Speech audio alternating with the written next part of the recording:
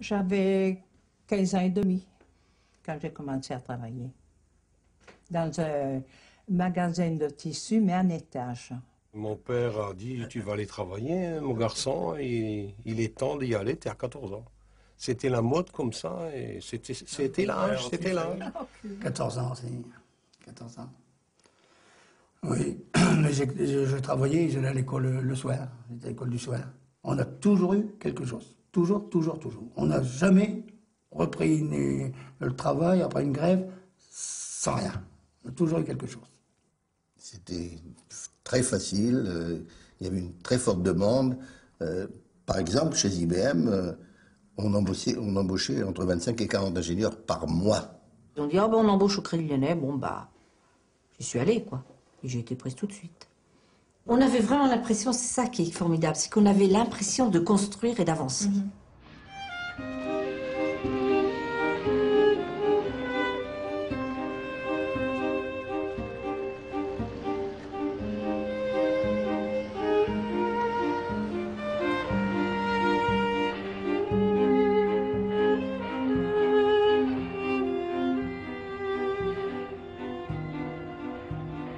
Que regardent-ils ces ouvriers d'un autre siècle? On ne le saura pas. Et ces ouvrières, souriantes ou fatiguées, vers quoi marchent-elles? Les uns et les autres appartiennent à une même mémoire, la nôtre. Entre 1906 et 1975, le monde du travail s'est métamorphosé. 70 ans de lutte entre travailleurs et employeurs, 70 ans d'évolution économique, 70 ans de transformation du rôle de l'État. Dans ces années-là, s'inventent les idées mêmes de droit du travail, de retraite, de protection sociale, en un mot, de salariat. Toute une histoire qui continue à s'écrire. Pour la raconter, on pourrait commencer ainsi.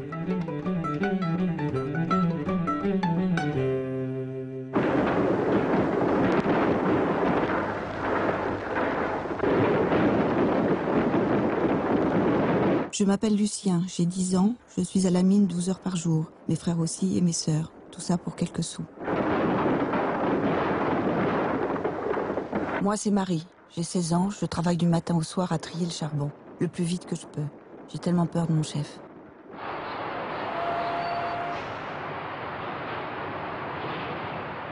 Au début de l'autre siècle, la France est un pays de rentiers et de propriétaires.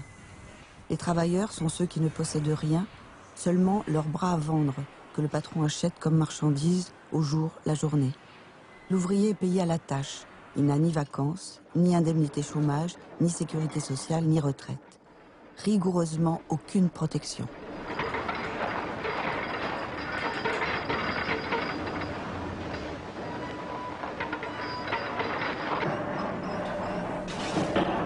À la fin du 19e siècle, c'est la propriété qui protège, justement, en cas de maladie, de vieillesse impécunieuse. Vous avez des ressources, mais qui sont vos propres ressources. C'est la propriété privée. Et ceux qui sont hors propriété, je crois qu'on peut dire, sans faire de mélodrame, ils sont dans l'insécurité sociale totale. C'est-à-dire qu'ils sont à la merci du moindre aléa de l'existence. Bon, les travailleurs ont un salaire vraiment minimal, mais bon, peut-être survivent-ils à peu près et nourrissent-ils à peu près et encore mal leur famille tant qu'ils travaillent, mais une maladie, par exemple, ça bascule.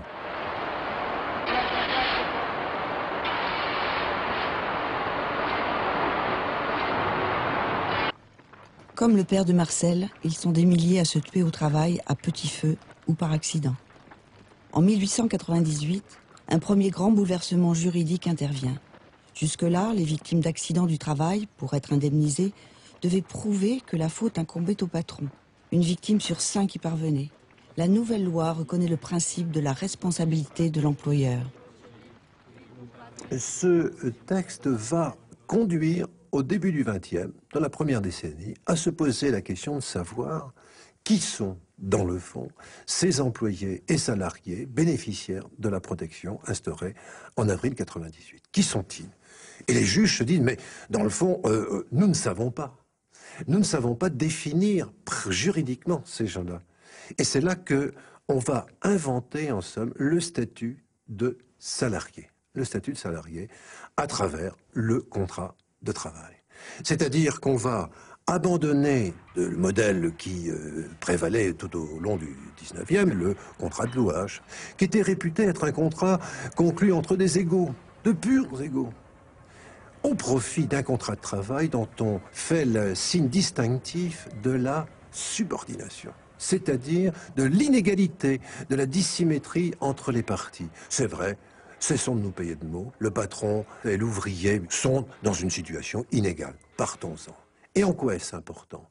C'est important parce que du jour où on a admis l'inégalité entre les parties, on s'est donné les moyens de la corriger. C'est-à-dire que le droit du travail est apparu alors comme ce droit qui va permettre de tendre au rétablissement progressif d'un minimum d'égalité entre les parties. Un minimum d'égalité, un début.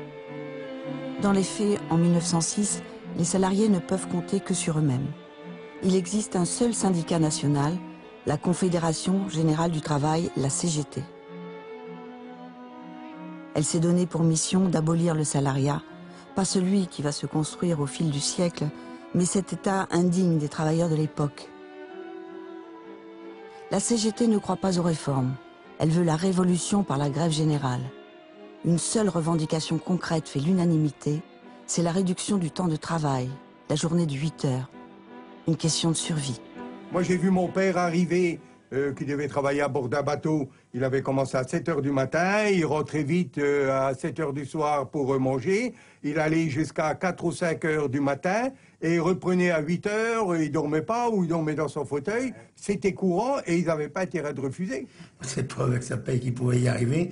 Et puis il travaillait beaucoup après ses journées aussi. Il travaillait, il faisait des maisons après ses journées. Non, il a fallu qu'il travaille toujours. C'était pas des 12 heures, c'était des 14 et 15 heures par jour. Les patrons voient rouge. Une journée de 8 heures ne servirait en rien à la santé du travailleur. Elle empêcherait l'ouvrier de gagner plus. Nous serions en totale infériorité vis-à-vis de nos concurrents étrangers.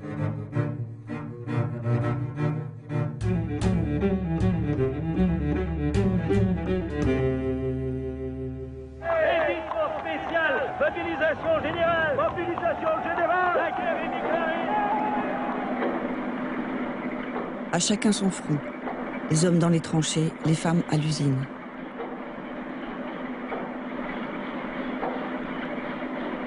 J'ai 25 ans et des journées de 14 heures. Je fais l'obusette, des petits obus contre les boches. Avant, j'étais dans la couture. J'ai 45 ans. Moi aussi, je fabrique des armes pour nos poilus. J'ai mes 3 fils dans les tranchées. C'est le temps de l'union sacrée, le temps de la trêve entre salariés et patrons. La CGT se rallie in extremis à l'effort de guerre. Provisoirement, la lutte des classes s'arrête.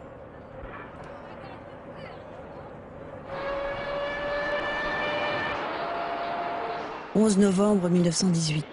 Les cheminées des usines sifflent la fin de la guerre. Dans les entreprises, reprend la lutte. On discute, on distribue des tracts, on se tient au courant de ce qui se passe à l'Est. C'est qu'en Russie, le grand soir est arrivé. Des millions d'hommes et de femmes se sont mis à rêver d'une société nouvelle, d'un autre monde. Fini les patrons, fini le salariat, les usines aux travailleurs. 1919. En France, la lutte des classes a repris. Le patronat et la droite concèdent 2 lois importantes. La journée de 8 heures sur 5 jours est enfin votée. Elle ne sera pas appliquée partout, mais pour la première fois, on reconnaît aux salariés le droit de vivre aussi en dehors du travail. C'est le rapport même du salarié avec son employeur que la loi sur les conventions collectives va, quant à elle, transformer. Ce qui faisait cette situation misérable du travailleur, c'est qu'il était dans un rapport individuel avec son patron.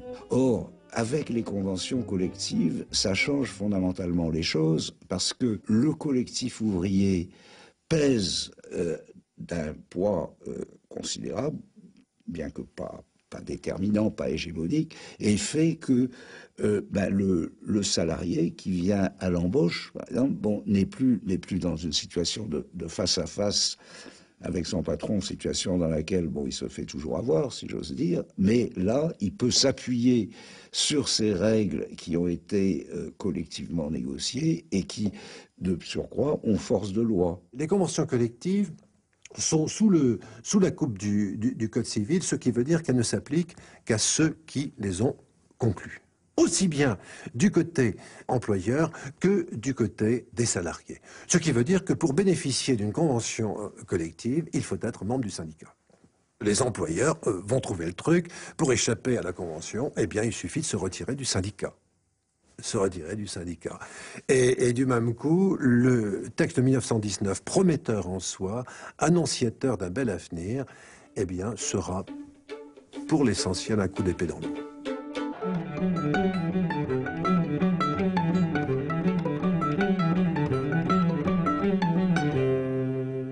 Quand on sortait du pharmacien, eh ben, toute la semaine de papa était passée. Ah oui. On n'avait plus un sou. Tellement c'était cher. Ah oui, les médicaments. Hein? Alors, vous vous rendez compte, il y avait une famille nombreuse, le père étant malade, il n'y avait pas de rentrée d'argent puisqu'on en laissait. Et quand on allait chez le pharmacien, on n'avait plus un sou. Alors, il fallait bien que les enfants mangent. Alors, comment vous faisiez pour que les enfants mangent? C'est une bonne question, ça. Souvent, ils ne mangeaient pas. On ne mangeait pas. Il y avait des jours que les grands laissaient leur pain pour les petits. On a tellement eu envie, tu passais devant le boulanger qui faisait son pain, lui. La bonne odeur. Oh là là. Elle se passait sous l'eau. Les profits s'accumulent, la protection sociale traîne encore. En 28 et 30, 2 lois rendent obligatoire non seulement la retraite, mais aussi l'assurance santé. Seuls les salariés les plus pauvres sont concernés pour des remboursements très faibles. Mais c'est un progrès.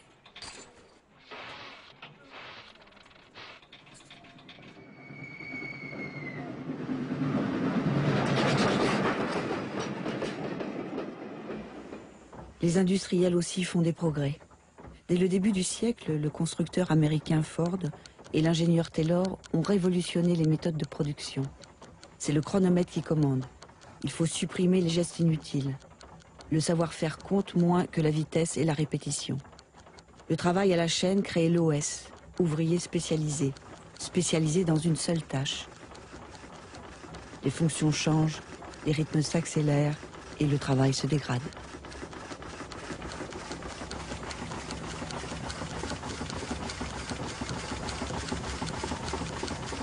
En France, dans l'entre-deux-guerres, l'organisation scientifique du travail envahit les grandes industries. Les ouvriers tentent bien de résister, mais une nouvelle onde de choc arrive d'Amérique. Krach boursier puis économique. C'est la grande crise de 29.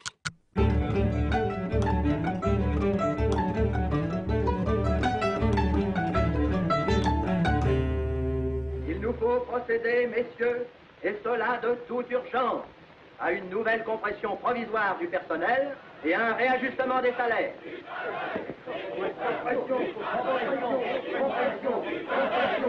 du pain, du travail, et du pain, du travail, et du pain.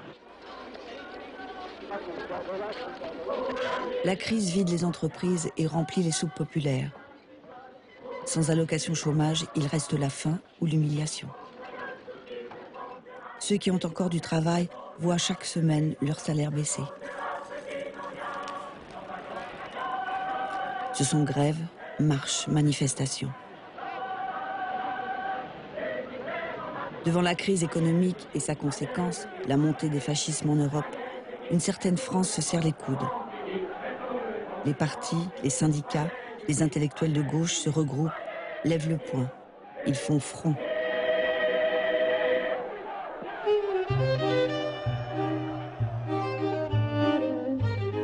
En juin 1936, la gauche unie remporte les élections. La voici au pouvoir pour la première fois. C'est le Front populaire. Avant même la nomination du gouvernement de Léon Blum, 2 millions de salariés occupent usines, entreprises, grands magasins. Le gouvernement s'engage, la troupe n'interviendra pas. Les patrons sont terrorisés.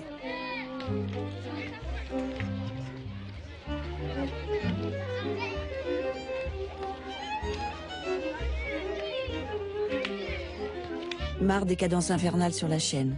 Je fais grève et j'occupe mon usine. Ça va changer.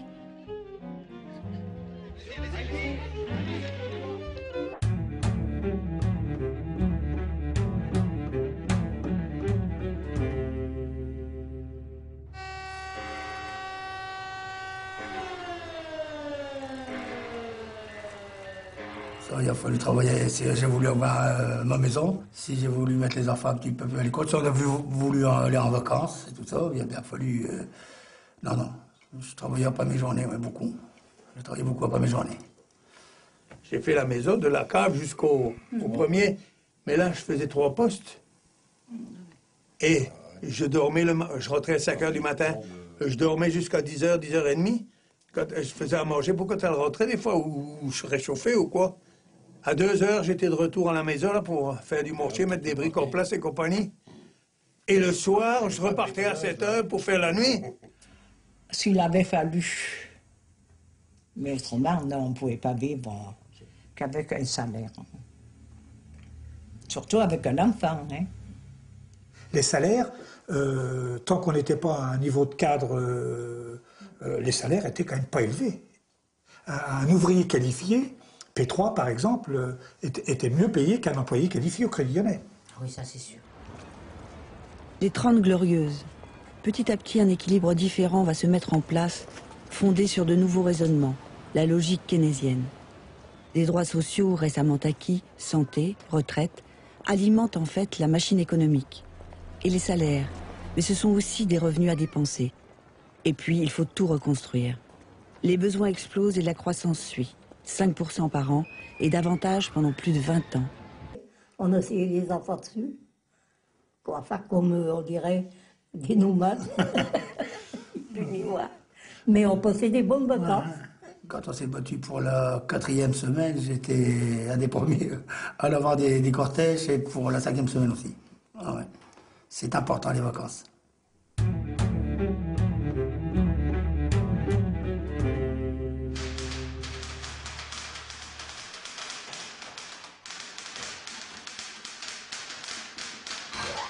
L'automatisation se généralise.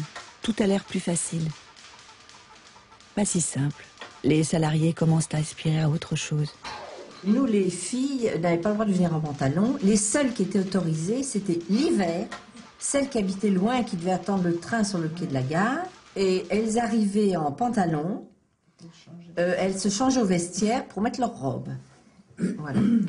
Elles n'avaient pas le droit de mettre le pied dans le service en pantalon. Ça, c'était très strict. Hein, ça. Et ça pouvait être une cause de sanction. Ouais. Hein. Et bien plus important qu'une petite faute professionnelle. Il fallait être ou tout en noir, ou noir et chemisier blanc.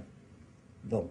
Les chaussures tenues derrière, n'est-ce pas? Ah oui, pas des savates, pas comme de ils disaient. Moi, un jour, je vous ai dit, je ne vais pas être bien coiffée, je mets un serre-tête velours. Il m'a dit, c'est pas Pâques. Oh, comme ça, hein. On avait ce qu'on appelait, ça s'appelait les cages, ils étaient dans des trucs en verre, et tous les gens faisaient la queue pour porter les vœux au chef de service. C'était vitré parce qu'il fallait qu'ils surveillent. Ah oui, c'est ça, oui. Parce qu'il fallait qu'ils aient un œil sur le côté, partout. Et si c'était de très grandes salles, même quelquefois, leur bureau était sur une estrade. Voilà. Pour avoir une vue plus importante sur le service. Et ça, on voyait beaucoup ça dans les ateliers mécanographiques où il n'y avait que des femmes. Elles étaient 50 ou 60 ou 100 dans le service, alignées, des machines alignées, et l'estrade avec un chef de service et ses 2 adjointes qui regardaient sur une estrade. Ça n'a jamais été une maîtrise qui nous apprenait quelque chose. C'était une maîtrise pour répréhensif, qui 5 minutes, si on allait trop souvent aux toilettes, c'était pas bon. Le casse-croûte, c'était 20 minutes, c'était pas 22 minutes. Et je me rappelle qu'il y avait une série de pièces où il y avait un petit problème. Donc l'ingénieur était venu. Et ils étaient à peu près 10 à côté de la machine. Et puis on avait dû couper des millimètres. Et l'ingénieur, il dit, il faut qu'il coupe encore 1 millimètre. Mais au lieu de me dire à moi, couper 1 millimètre ou couper 1 millimètre, il le dit au suivant. Et les 10 personnes, ça a dégradé. Que le dernier, le petit chef d'équipe, m'a dit à moi, coupe 1 millimètre. Et moi, j'ai dit à la machine, allez, coupe 1 millimètre. Vous voyez, on ne vous adressait pas la parole.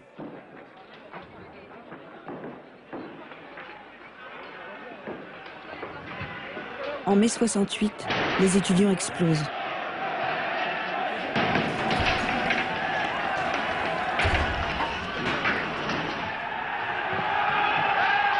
Après les étudiants, c'est le monde du travail qui débraye et revendique. Avec plus de 8 millions de salariés en grève, la France est totalement immobilisée. Les étudiants explosent.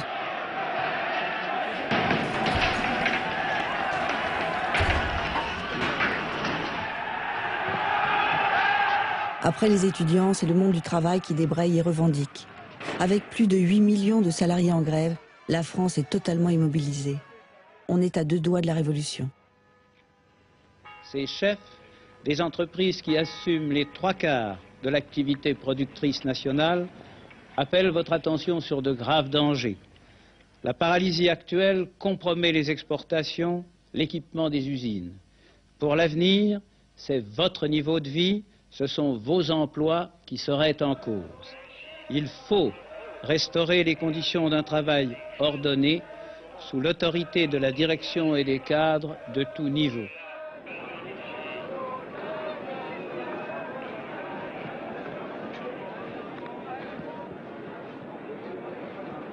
Mais là, la hiérarchie a changé.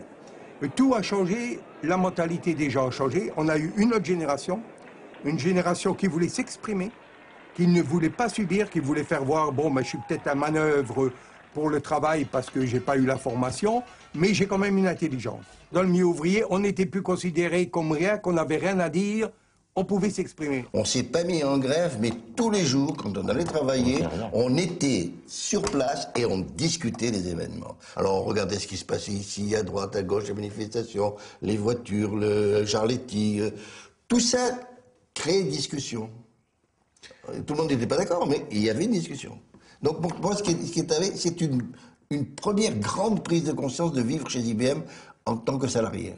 Le propre de mai 68, à mon avis, ça a plutôt été quelque chose comme une, je dirais pas une révolution, mais enfin, quand même un bouleversement assez profond dans l'ordre culturel.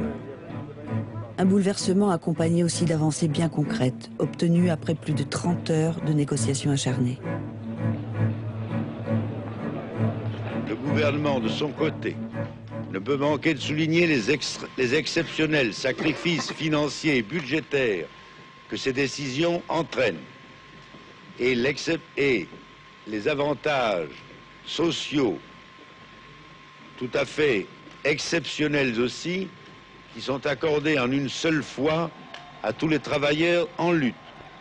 C'est le caractère extraordinairement sérieux de la crise actuelle qui seul a permis d'aboutir à des concessions aussi importantes. Des concessions, dit Georges Pompidou avec difficulté. Il est vrai qu'elles sont de taille.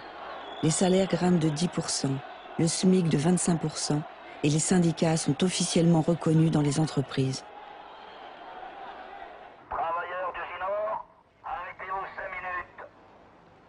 Déjà sous la 4e République, il existait dans certaines entreprises, dans certains secteurs, des syndicats dans l'entreprise.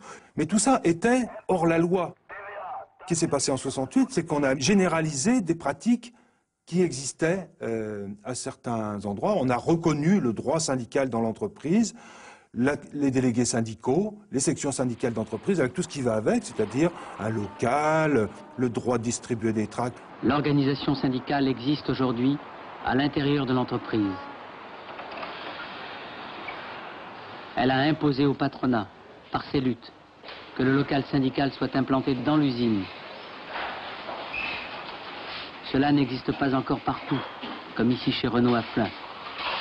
Mais il dépend de l'action de tous les syndiqués pour que ça le soit partout, demain. Alors que j'étais ingénieur et que ça se faisait pas, mais en 68, j'ai décidé de prendre une carte dans un syndicat et j'ai pas été le seul. On a été plusieurs ingénieurs à faire ce genre de démarche, et alors même que nous étions des commerciaux et que c'était pas du tout évident. Il y a des malheureux, des gens qui n'ont, c'est pas des malheureux, qui n'ont pas la possibilité intellectuelle ou de se bagarrer pour avoir une augmentation, simplement une augmentation de salaire. J'ai envoyé qui me disait, tu vois, moi je fais le même travail que toi, madame, et puis toi tu gagnes autant, moi je gagne autant. Mais je dis, tu l'as réclamé l'augmentation? Ben non, je n'oserais pas, ben non, je n'oserais pas. Alors s'il n'y avait pas un délégué qui pourrait réclamer pour ses copains, et ben ce garçon-là, il aurait toujours resté en bas de l'échelle, il n'aurait jamais eu une petite augmentation. Quelle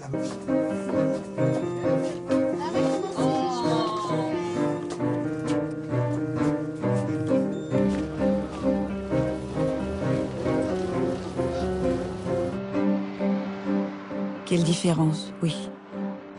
Comme une confiance dans l'avenir qui se serait envolée. Pourtant, du début du siècle au milieu des années 70, les travailleurs avaient sans cesse amélioré leur situation. Au bout de la nuit, le contrat à durée indéterminée, la sécurité sociale, la retraite, le droit du travail, le SMIC, tout ça semblait garantir l'avenir. Chacun était persuadé que ses petits-enfants auraient une vie plus belle.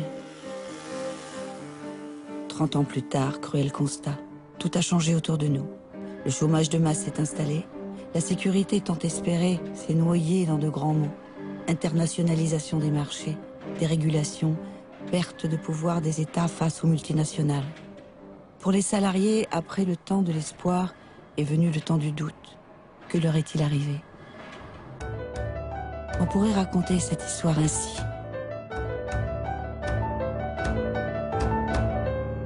L'événement le plus important de cette année, l'année 1976, n'est pas un événement politique.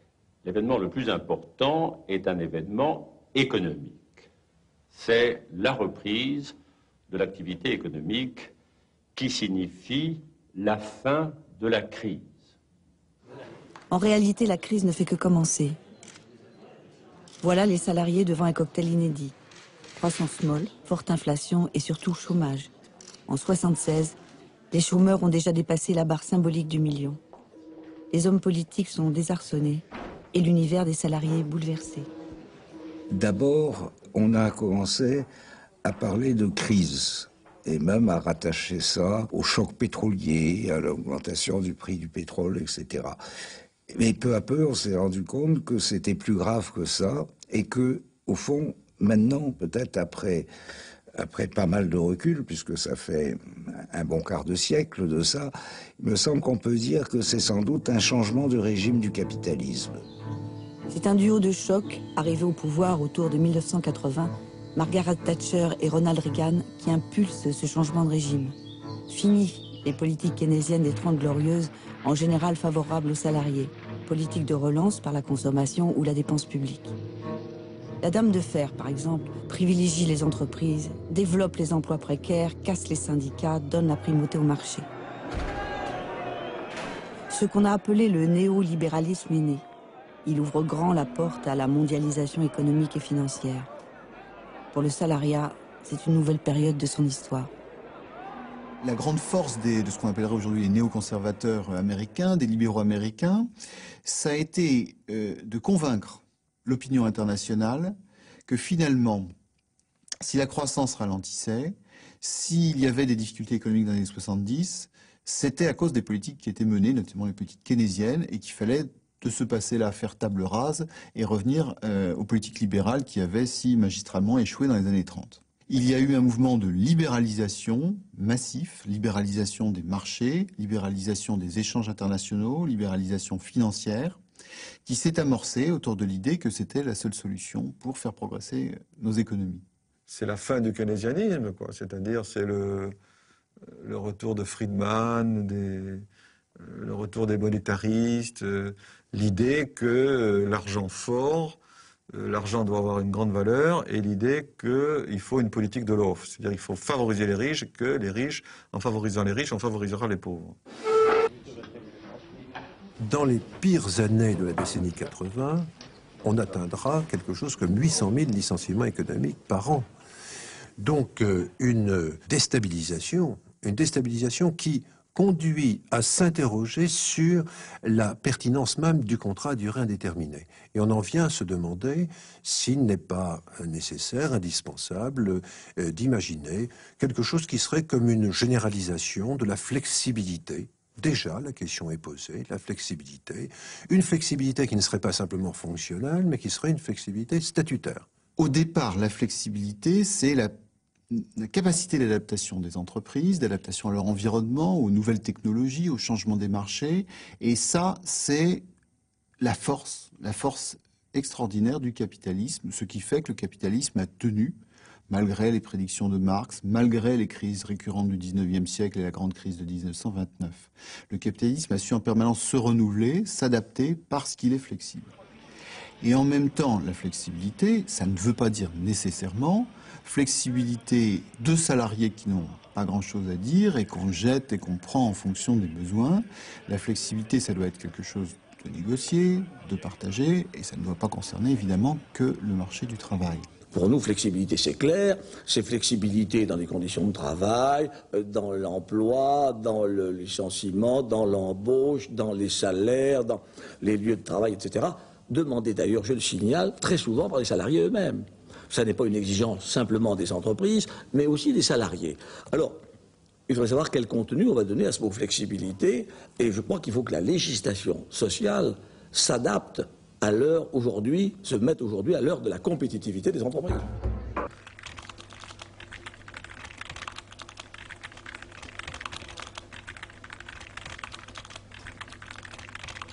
Le capitalisme, c'est un capitalisme où le salarié n'est plus que, je dirais, l'amortisseur en quelque sorte. C'est la soupape de sûreté, le salarié. Donc il n'est plus dans un jeu à part égale avec le capital où c'est l'État qui est l'arbitre, et c'est un arbitre bienveillant vis-à-vis du travail, l'État. L'État se désengage et devient, comme toujours, il devient un arbitre bienveillant en faveur du capital.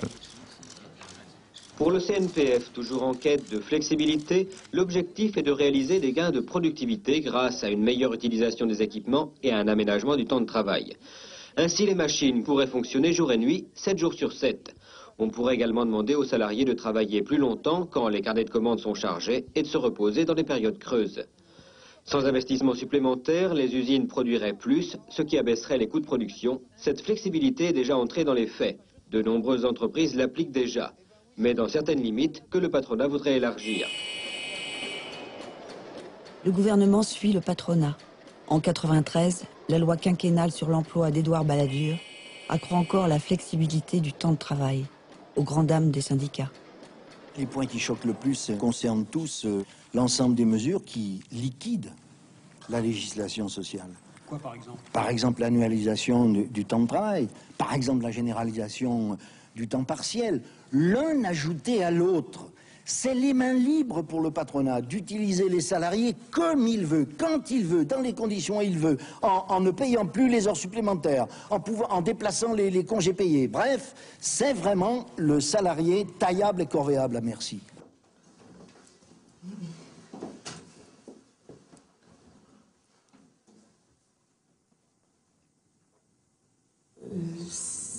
C'est des horaires variables, quoi. Donc à la semaine, on sait une semaine en avance ce qu'on va faire la prochaine semaine. C'est soit le matin, soit l'après-midi, les 13h, 20h30 ou 7h, 14h30.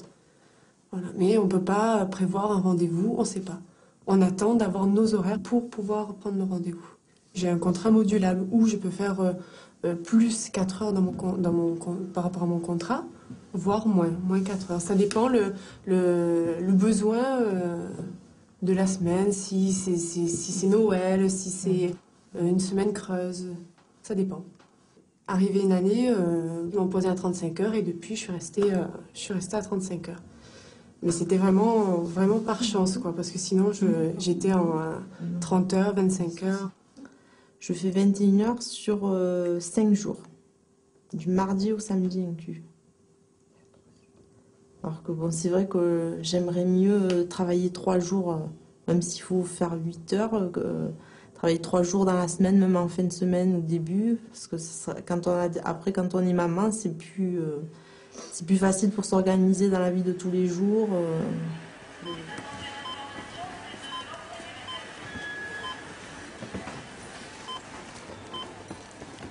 La logique de l'entreprise néolibérale, ça consiste non plus à rechercher l'adhésion des salariés aux objectifs de l'entreprise, mais à les contraindre à coopérer avec l'entreprise. Et donc cette coopération forcée, sous la menace du chômage ou de la précarité, oblige les salariés à accepter que leur travail devienne de plus en plus exigeant, à la fois en termes physiques, mais aussi en termes intellectuels, cognitifs. Il faut faire attention à de plus en plus de choses, tenir de plus en plus d'objectifs simultanément, même des objectifs parfois contradictoires, ce qui fait que souvent on est pris dans des dilemmes extrêmement compliqué. On nous demande d'augmenter la qualité, mais en même temps, on nous demande d'aller plus vite.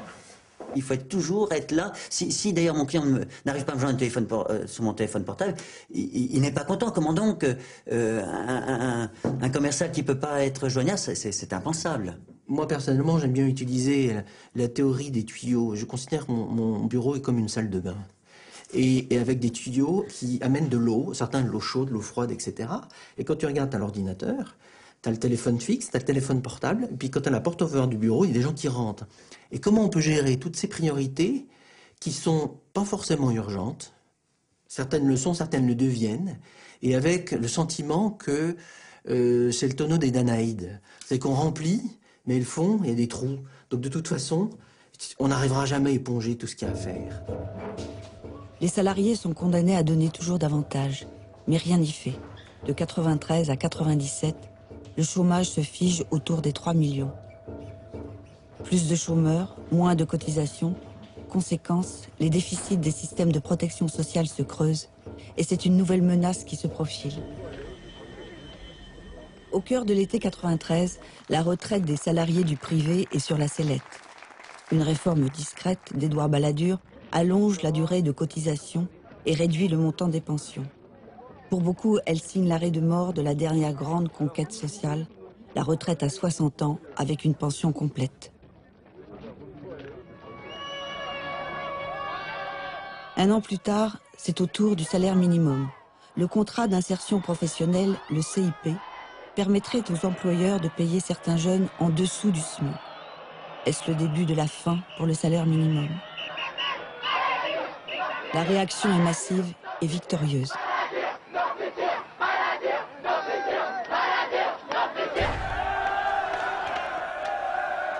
En 95, rebelote.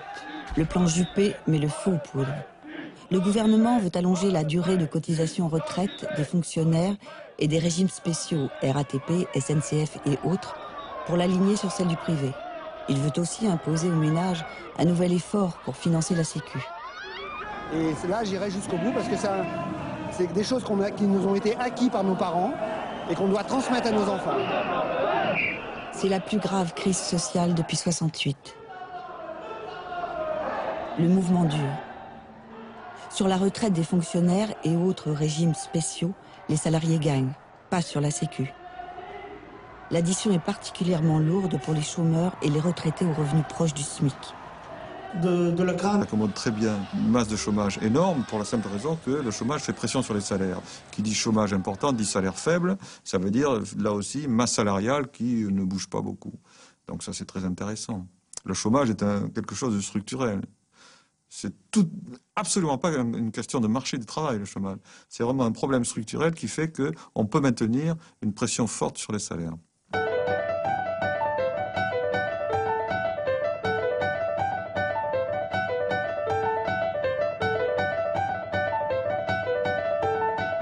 Je crois qu'aujourd'hui, les entreprises ont un dû à l'égard des chômeurs, elles ont un dû à l'égard de la société en général par rapport aux aides dont elles ont bénéficié. Et il est temps qu'il y ait un retour qui soit clair, qui soit net en matière de création d'emplois. Desserrer l'emprise du chômage, ce serait aussi réduire la pression sur les salariés. En 97, les Français ramènent la gauche au pouvoir. Elle bénéficie du redémarrage de la croissance et veut lier lutte contre le chômage et progrès social. Martine Aubry est aux manettes. Elle promeut les 35 heures sans diminution de salaire, mais concède davantage de flexibilité. La loi soulève un grand espoir. Nous avons été bernés tout au long de la journée. Il va sans dire que nous avons perdu une bataille, mais que nous n'avons pas perdu la guerre. Nous allons nous battre jusqu'au bout contre une mesure qui est très mauvaise pour l'emploi, qui va créer beaucoup de chômage, qui est très mauvaise pour l'Europe et pour l'euro, et qui était bien entendu très mauvaise pour le dialogue social. Quand j'ai démissionné, j'ai dit, puisque la méthode qui consiste à négocier, à convaincre ne marche pas, eh bien, il faudra se battre, et s'ils veulent un tueur, ils l'auront. Qui assure la place de la France en Europe et dans le monde? Qui n'en peut plus d'être ignoré, méprisé, menottés, taxés, surtaxés, suspectés. Salut! Exit le Conseil national du patronat français. Antoine Sellière lance le Parti des entreprises. C'est le MEDEF, Mouvement des entreprises de France. Un MEDEF qui part en guerre contre le gouvernement, contre les syndicats et contre les 35 heures. Pourtant, à l'usage, les 35 heures, toujours accompagnées d'allègements de charges, ne sont pas si catastrophiques pour les entreprises. Avant, la pause était comprise dans notre durée du travail. Nous avions le droit, par exemple, on faisait 8 heures par jour et on avait droit à une demi-heure de pause payée. Donc on faisait en réalité 7h30 de travail effectif. Aujourd'hui, on a sorti, enfin, dans le cadre de la 35 heures, ça a été sorti. Je veux dire, on fait 35 heures de travail effectif, plus notre temps de pause. Voilà. À chaque prise de poste, en tout, on pointe 4 fois. Ben, on a même demandé de pointer pour aller aux toilettes. Ouais. Il y a encore des caissières qui pointent lorsqu'elles vont aux toilettes, alors que c'est strictement interdit. Des fois, je pointe tellement que je ne sais même plus si j'ai pointé. On est obligé de vérifier avec notre carte. On interroge la pointeuse pour savoir si on a bien pointé ou pas.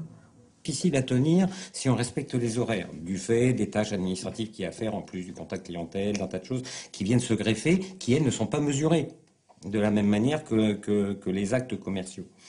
Et donc, on se retrouve avec des salariés qui sont régulièrement en dépassement de leur horaire conventionnel, qui ont la possibilité de les déclarer, mais qui ne les déclarent pas. Parce que quand ils les déclarent, ils ont régulièrement comme réflexion: comment se fait-il que tu aies fait des heures supplémentaires? Moi, je l'ai eu. Comment se fait-il que tu fais des heures supplémentaires? T'en fais pas plus que les autres, en termes de résultats. Ça veut dire que tu ne sais pas bien travailler, ou que tu t'organises mal. Ça, on l'entend beaucoup. Et que les autres sont quand même très nettement meilleurs que toi.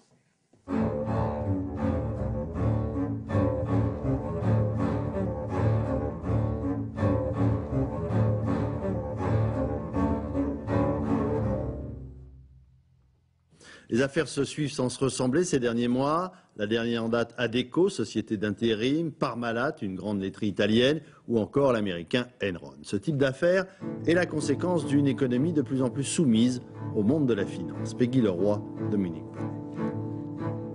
Comptes truqués, entreprises ruinées.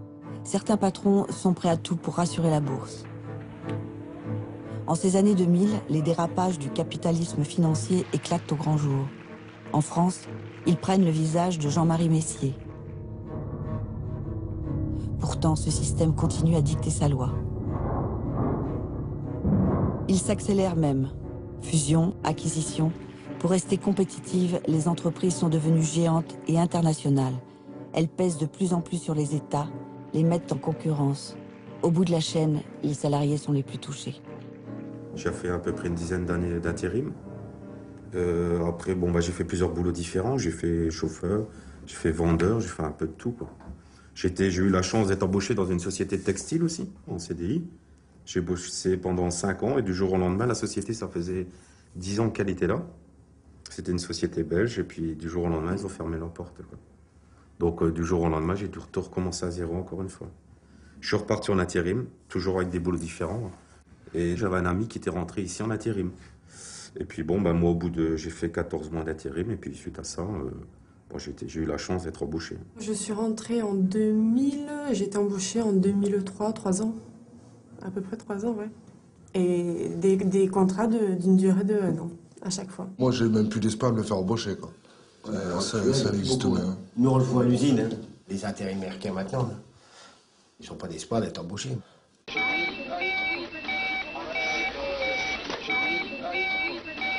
L'accès à un travail stable est devenu un vrai parcours du combattant. Chez beaucoup de salariés, le niveau de vie régresse.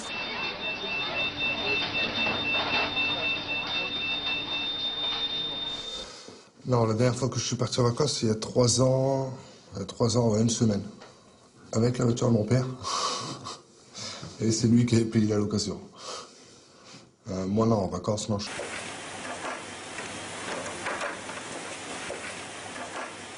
En principe, il reste un statut de l'emploi, mais on pourrait se demander, paradoxalement, si c'est pas lui qui est en train de devenir atypique. Aujourd'hui, si, en termes de stock, c'est-à-dire des gens qui sont au travail depuis longtemps, le CDI est encore majoritaire, Par contre, si on prend les premières embauches, c'est le contraire. C'est pour ça, si on toujours s'efforce de raisonner en termes de processus, on risque d'assister à un basculement qui ferait qu'à la limite, ce serait l'emploi qui était hégémonique il y a 30 ans, qui deviendrait atypique et minoritaire. 2001. Les événements du 11 septembre aux États-Unis entraînent une nouvelle rupture de la croissance. En 2002, les Français portent à nouveau la droite au pouvoir. Elle reprend ses réformes. Le MEDEF obtient sa revanche. Les accords de 35 heures peuvent être modifiés. La nouvelle loi augmente le nombre d'heures supplémentaires possibles et diminue leur rémunération. Il faut plus de liberté pour les travailleurs, et notamment pour ceux qui veulent travailler plus pour gagner plus, et plus de liberté pour les entreprises, afin de mieux s'adapter au marché et au développement. Travailler plus pour gagner plus, pas si simple. On se fait un peu niquer la gueule, quoi, quelque part. Hein. Parce qu'ils nous suppriment des jours, ils nous rajoutent des jours de travail pour moins de paye. C'est vraiment une perte pour nous, quoi. C'est vraiment un accord qui vaut rien du tout, quoi.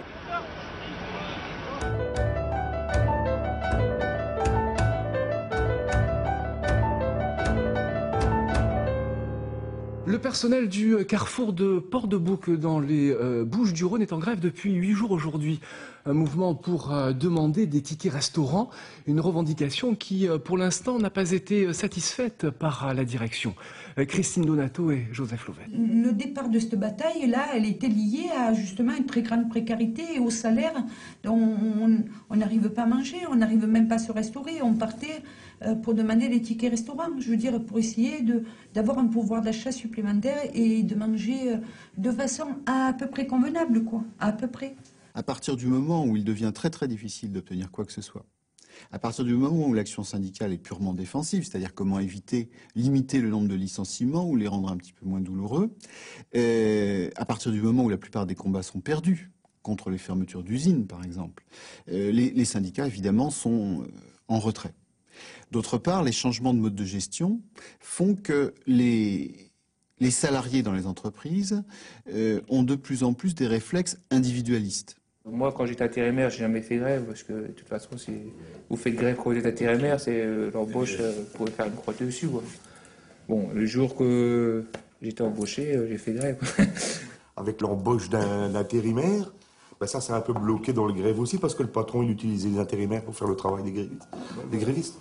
Donc ça a cassé les mouvements sociaux. On n'a plus cette habitude de se regrouper et de se dire que en étant tous ensemble, on est plus fort et chacun reste dans son coin. Or, effectivement, le fait d'être militant, d'être dans une organisation syndicale nous permet d'échanger, d'avoir des débats sur et de se rendre compte qu'en fait, on vit tous la même chose. Je crois que c'est par méconnaissance, vraiment, par peur, par méconnaissance, qui ne franchissent pas le pas. Parce que quand on va les voir, ils sont totalement conscients que les conditions de travail se dégradent. Ils ont conscience que les gens prennent des médicaments, se suicident, sont victimes de stress, sont en arrêt maladie. Quand on va les voir, ils vous disent quand même qu'ils sont en souffrance. Et tout est comme ça. Non, il ne faut pas dire qu'il y a un problème parce que je ne vais pas passer conseiller ou on ne va pas me donner ma formation ou on va pas je ne vais pas pouvoir continuer. Bon, ils ont très peur. Gagnant, gagnant. C'est ainsi que le contrat nouvelle embauche, adopté pendant l'été 2005, est présenté par le gouvernement. Réservé aux entreprises de moins de 20 salariés, le CNE est affiché comme un contrat à durée indéterminée. Mais sa période d'essai dure 2 ans. 2 ans pendant lesquels le contrat peut être rompu à tout moment, sans motif. Jamais vu.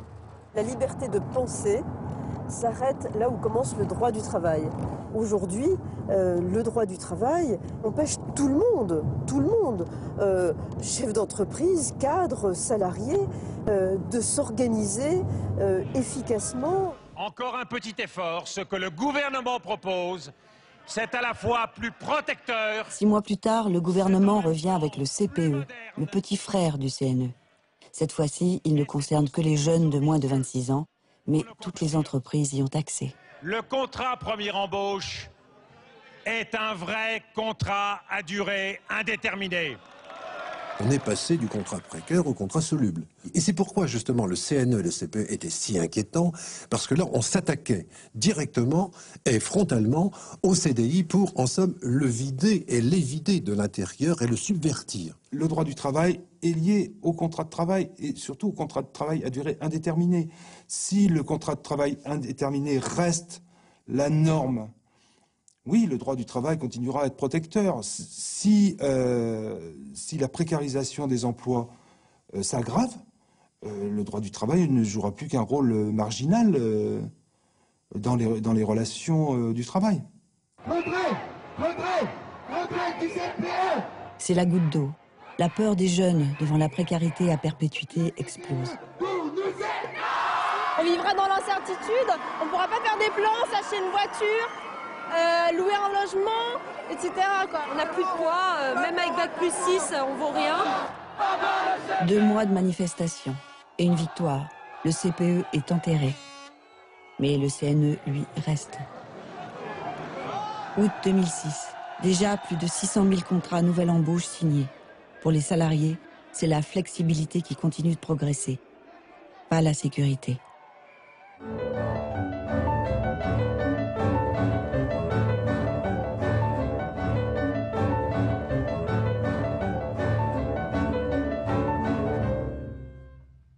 C'est difficile de penser une société moderne complètement homogène, d'une égalité totale des conditions sociales. Par contre, je crois qu'il y a une exigence pour continuer à faire société, c'est que tous les membres, tous les citoyens soient justement et un minimum à la fois de droits et de ressources pour pouvoir être dans des relations d'interdépendance avec leurs semblables, qui fait que d'une société dont nul ne serait exclu, eh bien, ça passe par ces systèmes, ces forts de protection, hein, qui sont, je crois, les conditions de base de participation à une citoyenneté sociale, ce qu'aussi en termes politiques, d'ailleurs, on peut sans doute appeler une démocratie. Enfin, je trouve ce qui est frappant, c'est qu'il n'y a pas de projet véritablement cohérent de réforme de ce système du néolibéralisme. Tout se passe comme si, aujourd'hui, ce système était devenu incontestable, indiscutable.